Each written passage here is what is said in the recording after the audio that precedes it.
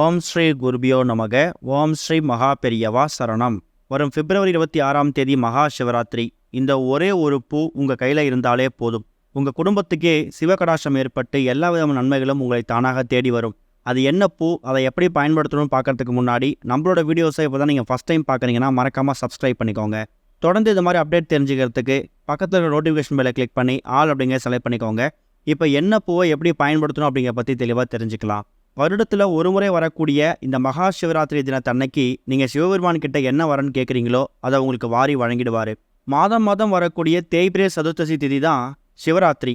ஆனால் அதுவே மாசி மாதம் மகா மாதத்தில் வரக்கூடிய சிவராத்திரியை மகா சிவராத்திரி அப்படின்னு சொல்லுவோம். பிப்ரவரி 26 காலை ஆரம்பிக்கக்கூடிய இந்த தேய்பிரே சதுர்த்தசி திதி பிப்ரவரி 27 காலை வரைக்கும் இருக்குது. நீங்கள் இரவு கண் விழிக்கணும் அப்படின்னா பிப்ரவரி 26 புதன்கிழமை இரவு முழுக்க கண் விழிக்கலாம். அதுலேயும் மாலை ஒரு 6 மணிக்கு பார்த்தீங்கன்னா எல்லா கோவில்கள்லையும் 4 கால பூஜைக்கான வேலையை ஆரம்பிச்சிடுவாங்க.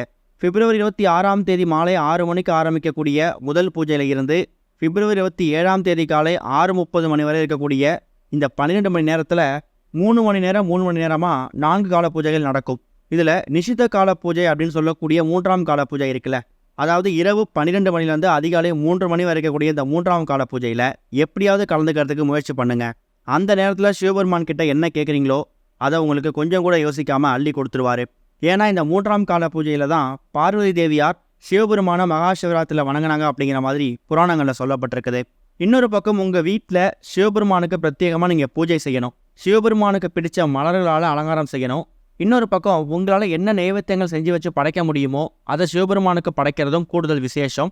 பக்கத்தினுடைய கோவிலுக்கு இரவு முழுக்க கண் விழிக்கக்கூடிய பக்தர்களுக்கு உங்கள் கையால் மோர், பானகம், சுண்டல், கேசரின்னு சொல்லி ஏதாவது நைவேத்தியம் செஞ்சு வச்சு படைச்சி அதை எடுத்துகிட்டு போயிட்டு பக்தர்களுக்கு கொடுத்தீங்கன்னா கோவிலுக்கு வரக்கூடிய கண் விழிக்கக்கூடிய வயதான பக்தர்களுக்கு கொடுக்கும்போது அவங்க உங்களை மனசார வாழ்த்துவாங்க.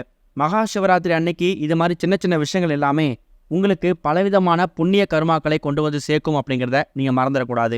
இன்னொரு பக்கம் சிவபெருமானுக்கு பிடிச்ச மலர்களால் நம்ம சிவபெருமானை அலங்கரிக்கிறது ரொம்ப விசேஷம். சிவபெருமானுக்கு பிடிச்ச மலர்கள் நிறைய இருக்குது.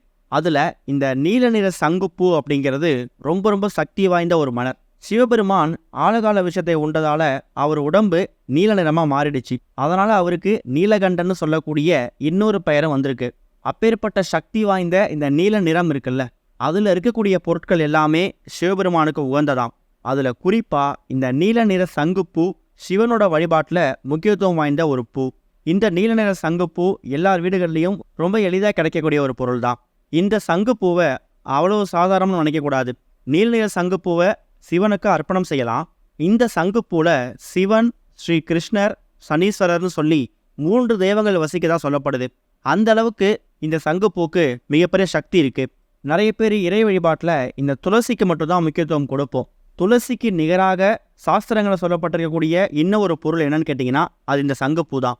குறிப்பாக சனி தோஷத்தாலையும் கிரக தோஷத்தாலும் பாதிப்பு இருக்கக்கூடியவங்க இந்த சங்குப்பூ இருக்குல்ல, இதை சிவபெருமானுக்கும் சனீஸ்வரனுக்கும் நீங்கள் அர்ப்பணம் செய்யும் போது எல்லா விதமான தோஷங்களும் நிவர்த்தி ஆகும். சொல்லப்போனால் வீட்டில் சங்குப்பூ கொடியை நட்டு இந்த கொடியிலேருந்து வரக்கூடிய பூக்களால் நாம் இறைவனுக்கு அர்ப்பணம் செய்யும் போது குடும்ப உறுப்பினர்கள்கிட்ட மகிழ்ச்சி, செழிப்பு, அமைதி, வெற்றி, புகழ்னு சொல்லி எல்லாமே கொண்டு வந்து சேர்க்குமா. வீட்டோட வடகிழக்கு பகுதி, அதாவது ஈசானிய மூலைன்னு சொல்லுவாங்க, அந்த இடத்துல நாம் சங்குப்பூ கொடியை நடும்போது நம்ம வீட்டுக்குள்ளே செல்வ கடாட்சம் அதிகமாகுமா. இந்த சங்குப்பூ வீட்டில் இருந்துச்சுன்னா நாம் தேவையில்லாத கவலையிலேருந்து விடுபட முடியுமா. அந்தளவுக்கு சக்தி வாய்ந்த இந்த நீல நிற சங்குப்பூ இருக்குல்ல, இதை நீங்கள் மகா சிவராத்திரி அன்னைக்கு எப்படி பயன்படுத்த போகிறீங்க அப்படிங்கிறது ரொம்ப முக்கியம். இன்னொரு புறம் இல்லைனா நீங்கள் பயன்படுத்தக்கூடிய பை, மணி பர்ஸ், ஹேண்ட்பேக் இந்த மாதிரி இடங்கள் காலியாக இருந்துச்சு அப்படின்னா ஒரு வாரம் வரக்கூடிய செவ்வாய்க்கிழமைகளில் அனுமன் பாதத்தில் இந்த சங்குப்பூவை வைத்து அர்ப்பணிச்சு அதுக்கப்புறம் உங்களோட ஹேண்ட்பேக், மணி பர்ஸில் வைக்கிறது மூலயமா பணம் எப்போதுமே நிறைந்திருக்கும் அப்படிங்கிறது ஒரு பெரிய நம்பிக்கை. பணப்பிரச்சனை எங்கெல்லாம் இருக்குதோ அந்த இடத்துலலாம் இந்த சங்குப்பூ முக்கியமான ஒரு நிவர்த்தி பொருளாக இருக்க போகுது. நிதி நெருக்கடியில் சிக்கி தவிக்கிறவங்களுக்கு இந்த சங்குப்பூ பரிகாரம் ரொம்ப சக்தி வாய்ந்த ஒரு பரிகாரம். புதிய வேலை வாய்ப்பை பெறுவதற்காகவும் அதே மாதிரி பார்க்கக்கூடிய வேலையில் உத்தியோக உயர்வு, ஊதிய உயர்வு இது எல்லாமே கிடைக்கணும் அப்படின்னாலும் நீங்கள் உங்களோட இஷ்ட தெய்வத்தோட பாதத்தில் சங்குப்பூவை சமர்ப்பிக்கலாம். அப்பேற்பட்ட சக்தி வாய்ந்த இந்த சங்குப்பூவை மகா சிவராத்திரி அன்னைக்கு 2 முறைகளை நீங்கள் பயன்படுத்தலாம். ஒரு முறை எப்படின்னு கேட்டிங்கன்னா மாலை ஒரு 6-7 மணிக்கு, அதாவது மகா சிவராத்திரி தினத்தில் பிப்ரவரி 26 மாலை ஒரு 6-7 மணிக்கு மேலே சின்னதாக ஒரு பவுல்லையோ கண்ணாடி டம்ளர்லையோ தண்ணீர் பிடிச்சி வச்சு அதில் சங்குப்பூவை போட்டு வைத்து அதை நீங்கள் சிவபெருமானுக்கும் கிருஷ்ணருக்கும் சனீஸ்வர பகவானுக்கும் நீங்கள் சமர்ப்பிக்கிறது மூலயமா எல்லா விதமான தோஷங்கள்லேருந்து விடுபட முடியும். சிவபெருமானோட அருள் பரிபூர்ணமாக கிடைக்கும். இது சங்குப்பூவை தண்ணீரில் போட்டு பயன்படுத்தக்கூடிய ஒரு அற்புதமான ஒரு முறை. அப்படி இல்லை, பண பிரச்சனை தான் முக்கியமான பிரச்சனை, கிரக தோஷங்கள்லாம் அந்தளவுக்கு பாதிப்பு இல்லை அப்படின்னு நினைக்கிறவங்களுக்கு சின்னதாக ஒரு தட்டு எடுத்துக்கோங்க. அந்த தட்டு முழுக்க சிவபெருமானுக்கு உகந்த இந்த சங்கு பூக்களை நிரப்பி வச்சுடுங்க. அதுக்கு நடுவில் ஒரே ஒரு சில்லறை நாணயம் இல்லை ஒரே ஒரு ரூபாய் நோட்டு. இந்த ஒரு அமைப்பை உங்கள் வீட்டோட பூஜை அறையில் சிவபெருமான் ஃபோட்டோ சிலைக்கு முன்னாடி வச்சுருங்க. நிறைய பேர் சிவபெருமான் ஃபோட்டோ சிலை இல்லை, அதுக்கு பதிலாக என்ன செய்யலாங்கிற கேள்வி கேட்குறாங்க. அப்படிப்பட்ட நபர்களுக்கு சின்னதாக ஒரே ஒரு விளக்கு ஏற்றி வைத்து அந்த விளக்கை சிவபெருமானாக பாவித்து அதுக்கு முன்னாடி கூட இந்த பரிகாரங்களை செய்யலாம். தண்ணியில் போட்டு வைத்து அந்த பூக்களை பயன்படுத்தினாலும் சரி, இல்லைனா சின்னதாக தட்டில் சங்குப்பூவை பரப்பி வைத்து அதுக்கு நடுவில் ரூபாய் நோட்டையோ சில்லறை நாணயத்தையோ வைத்து சிவபெருமான் முன்னாடி சமர்ப்பிச்சிடுங்க. மகா சிவராத்திரி இரவு முழுக்க நீங்கள் தண்ணீரில் போட்டு வைத்தாலும் சரி, இது மாதிரி தட்டில் பரப்பி வைத்து ரூபாய் நோட்டை வச்சாலும் சரி, மகா சிவராத்திரி இரவு முழுக்க இந்த அமைப்பு சிவபெருமான் ஃபோட்டோ சிலைக்கு முன்னாடியோ இல்லை பூஜை அறையில் அப்படியே இருக்கட்டும். மறுநாள் சிவராத்திரி முடிஞ்சதுக்கு அப்புறமா உங்களோட அன்றாட வேலை பாருங்கள். அப்போ உங்கள் வீட்டோட பூஜை அறையை சுத்தப்படுத்தும் போது அந்த சங்குப்பூவையும் அந்த ரூபாய் நோட்டையும் எடுத்து சின்னதாக ஒரு காகிதத்தில் எடுத்து மடித்து அதை உங்கள் வீட்டோட பீரோ லாக்கர் கல்லாப்படின்னு சொல்லக்கூடிய இடத்துல பத்திரப்படுத்தி வச்சுக்கோங்க. ஏன்னா இந்த சங்குப்பூ இருக்கக்கூடிய இடத்துல நிதி நெருக்கடி பிரச்சனை தீரும், பொருளாதார பிரச்சனை காணாமல் போகும். முடிஞ்சால் மகா சிவராத்திரி தினத்தில் உங்கள் வீடு பக்கத்தினுடைய கோவிலுக்கு போகும்போது உங்கள் கையால் சங்கு பூக்களை எடுத்துகிட்டு போயிட்டு அதை சிவபெருமானுக்கு சமர்ப்பிக்கிறதுக்கு முயற்சி பண்ணுங்க.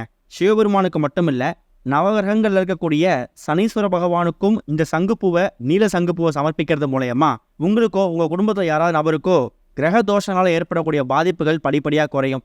கிரக தோஷங்களால் ஏற்படக்கூடிய அடி ஓங்கி விடாமல் தாங்கி விழும். சிவ கடாட்சம் உங்கள் வீட்டுக்குள்ளே வந்துச்சுன்னா சனீஸ்வர பகவானால் ஏற்படக்கூடிய தோஷங்கள் எல்லாமே படிப்படியாக விலக ஆரம்பிக்கும்.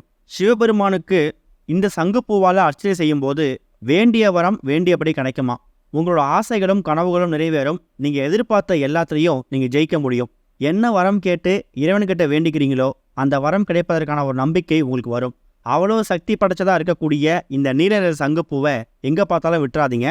கட்டாயம் மகா சிவராத்திரி அன்னைக்கு இந்த நீல நிற சங்குப்பூவை உங்களோட சிவன் வழிபாட்டில் பயன்படுத்திக்கோங்க. மகா சிவராத்திரி அன்னைக்கு மட்டும் இல்லை, பிரதோஷம் மாதிரியான சில முக்கியமான நாட்கள்லையுமே இந்த நீல நிற சங்குப்பூக்கு முக்கியத்துவம் கொடுக்கறது கூடுதல் விசேஷம். அதுபோக மகா சிவராத்திரி தினத்தில் ஒரு 10 நபர்களுக்காவது உங்கள் கையால் தானம் பண்ணுங்க. தானம் அப்படிங்கிறது இந்த பொருள் அந்த பொருள் அப்படிலாம் கிடையாது.